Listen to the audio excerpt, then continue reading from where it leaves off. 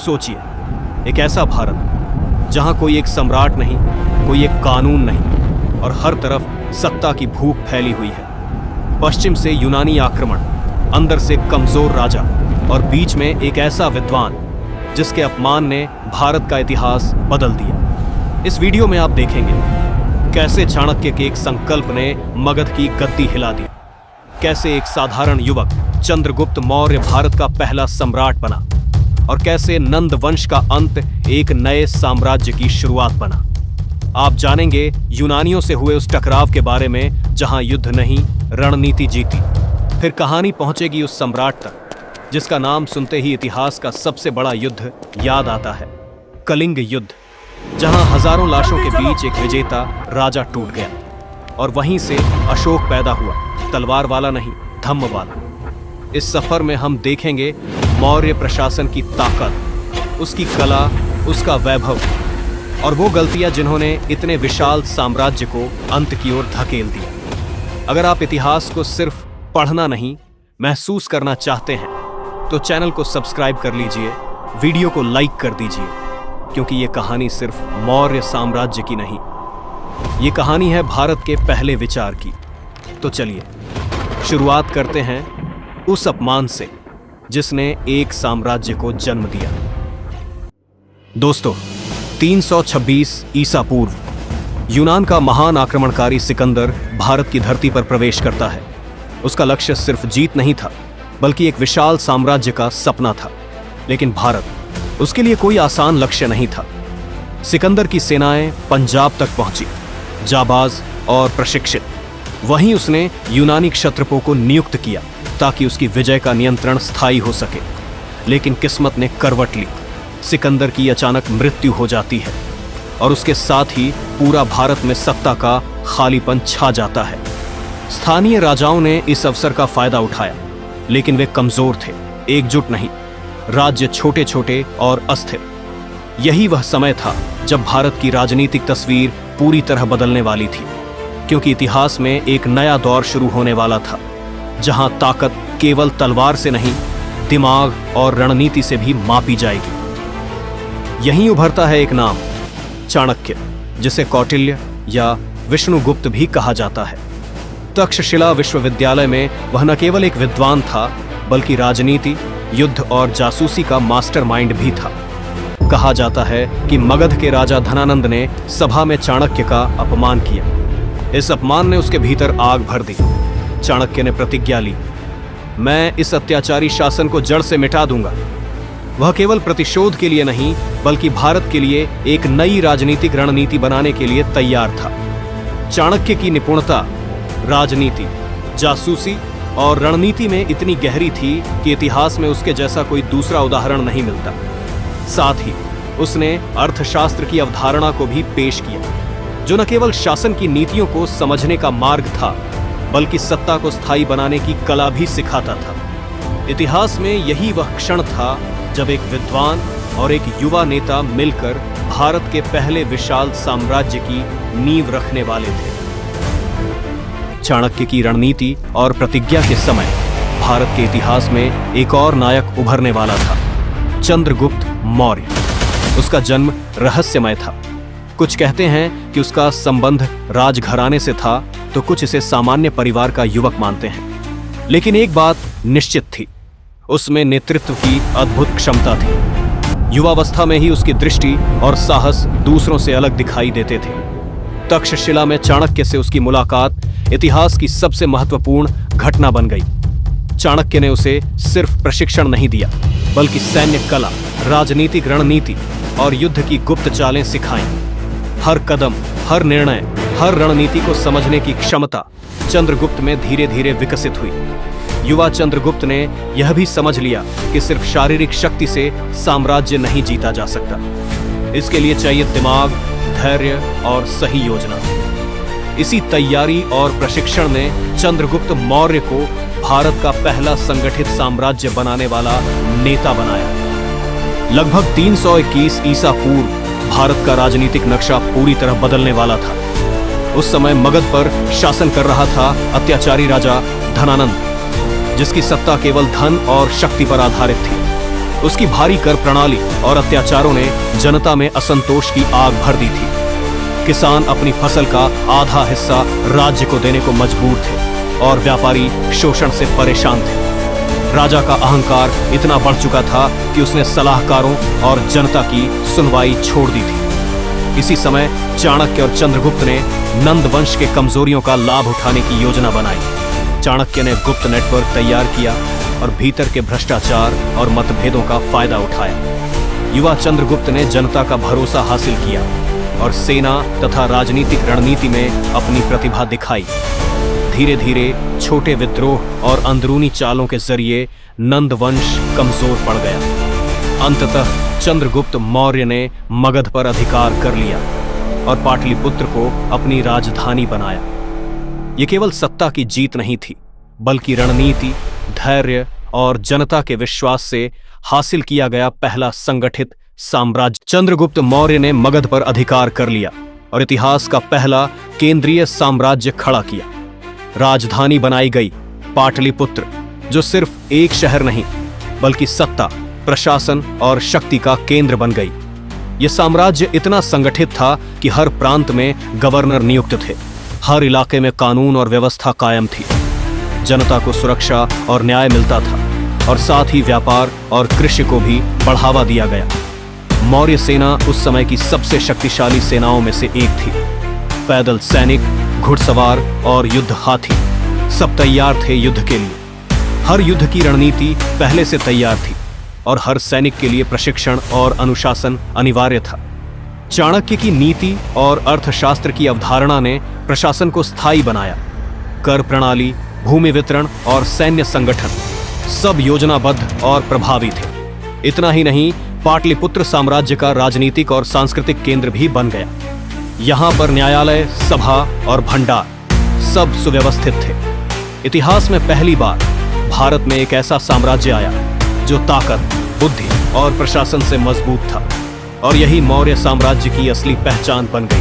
सोचिए, मौर्य साम्राज्य का विस्तार इतना तेज हुआ कि पश्चिम की यूनानी शक्तियां भी उसे रोक पाने में असमर्थ थीं। सेल्यूकस निकेटर, सिकंदर का महान सेनापति और अब खुद का साम्राज्य बनाने वाला शासक, भारत की सीमा पर खड़ा था। उसकी आंखों में केवल विजय की लालसा थी, लेकिन चंद्रगुप्त की सेना प्रशिक्षित और संगठित उसकी हर चाल का जवाब देने को तैयार थी। युद्ध भड़का, एक ऐसा युद्ध जिसे इतिहास ने यूनानी मौर्य युद्ध कहा। हाथियों की गर्जना, घुड़सवारों की तेजी और पैदल सैनिकों की अनुशासनिक चालें, सब कुछ युद्ध के मैदान पर जीवंत था। लेकिन चंद्रगुप्त की रणनीति इतनी सूक्ष्म थी कि अंततः सेल्यूकस को संधि करने और वैवाहिक संबंध बनाने पर मजबूर होना पड़ा। इस समझौते में 500 युद्ध हाथी भी मौर्यों के पास आए, जो सिर्फ ताकत नहीं बल्कि डर और सम्मान का प्रतीक बन गए। यहीं मेगस्थनीज आया, यूनानी राजदूत, जिसने मौर्य साम्राज्य का दौरा किया और सब कुछ लिखा। उसने देखा कि यह साम्राज्य केवल विजय पर नहीं बल्कि प्रशासन, न्याय और संगठन में भी कितना अद्वितीय है। मेगस्थनीज ने इसे अपनी किताब इंडिका में लिखा और इतिहास में दर्ज किया कि चंद्रगुप्त का साम्राज्य सिर्फ विशाल नहीं बल्कि दूरदर्शी, संगठित और प्रभावशाली था। इस युद्ध और समझौते ने साबित कर दिया कि सत्य और बुद्धि से भरी रणनीति ताकत और तलवार से भी ज्यादा प्रभावशाली हो सकती है। इतिहास में कभी-कभी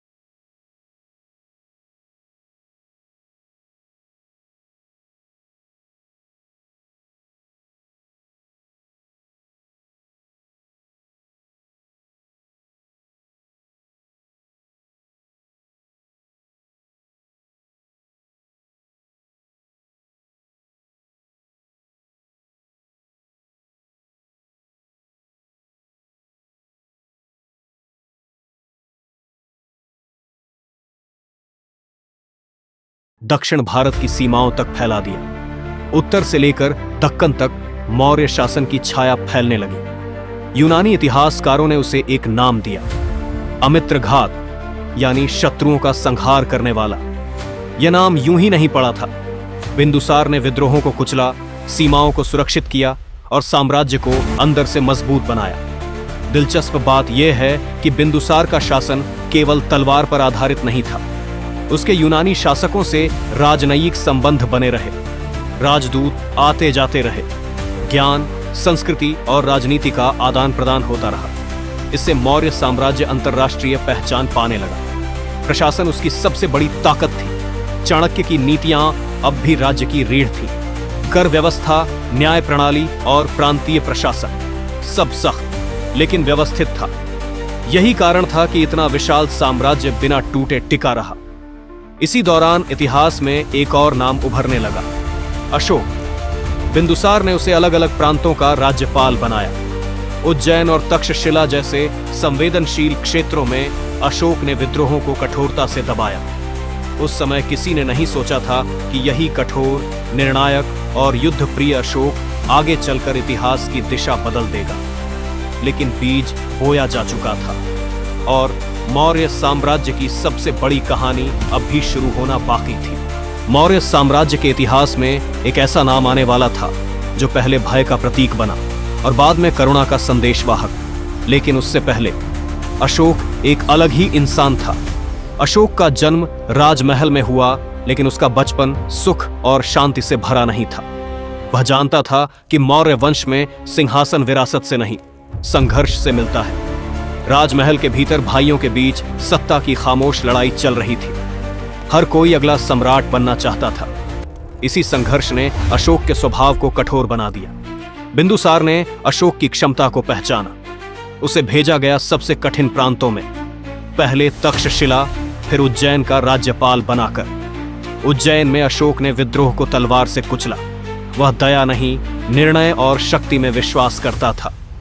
यहीं से उसकी छवि बनी, एक युद्धप्रिय, कठोर और निर्दयी प्रशासक की। सेना उसे मानती थी, अधिकारी उससे डरते थे और राजमहल में उसका नाम धीरे धीरे खतरे की तरह लिया जाने लगा। बिंदुसार की मृत्यु के बाद सत्ता संघर्ष अपने चरम पर पहुंचा। भाइयों के बीच टकराव हुआ, रक्त बहा और अंततः 268 ईसा पूर्व अशोक ने सिंहासन संभाला। उसका राज्याभिषेक हुआ, लेकिन यह एक सामान्य राजा का उदय नहीं था। यह था एक ऐसे शासक का आरंभ जो पहले इतिहास को तलवार से लिखेगा और फिर उसे पूरी तरह बदल देगा। यह वही युद्ध था जिसने एक सम्राट को जीत के शिखर से आत्मग्लानि की गहराई तक पहुंचा दिया। कलिंग, आज का ओडिशा, समुद्र के किनारे बसा एक समृद्ध राज्य, व्यापार मार्गों का केंद्र और सामरिक दृष्टि से मौर्य साम्राज्य के लिए बेहद महत्वपूर्ण। अशोक जानता था, जब तक कलिंग स्वतंत्र है, मौर्य साम्राज्य अधूरा है। 261 ईसा पूर्व अशोक ने अपनी विशाल सेना को कलिंग की ओर बढ़ने का आदेश दिया। हाथी, घुड़सवार, पैदल सैनिक, पूरा युद्ध तंत्र सक्रिय हो चुका था। लेकिन जो हुआ वह केवल युद्ध नहीं था, वह नरसंहार था। इतिहास बताता है, लाखों लोग मारे गए, गांव उजड़ गए, नदियां लाल हो गईं, माओं की चीखें, बच्चों का रोना और सैनिकों की लाशें, हर तरफ सिर्फ मृत्यु थी। जब युद्ध समाप्त हुआ, अशोक विजय के शिखर पर खड़ा था, लेकिन उसके सामने जीत नहीं, तबाही फैली हुई थी। कहा जाता है, अशोक युद्ध भूमि में चला। उसने देखा मृत शरीर, घायल लोग और टूटे हुए परिवार। यहीं अशोक टूट गया। यह पहला मौका था जब एक विजेता सम्राट ने अपनी ही जीत पर पश्चाताप किया। यही भावनाएं बाद में अशोक के शिलालेखों में दर्ज हुईं। शिलालेखों में उसने लिखा कि कलिंग युद्ध ने उसे अहिंसा, करुणा और धम्म के मार्ग पर मोड़ दिया। कलिंग युद्ध सिर्फ एक राज्य की हार नहीं था, यह था अशोक के भीतर के युद्ध का अंत और एक नए अशोक का जन्म। एक ऐसा अशोक जो आगे चलकर तलवार नहीं, धर्म और करुणा से इतिहास लिखेगा।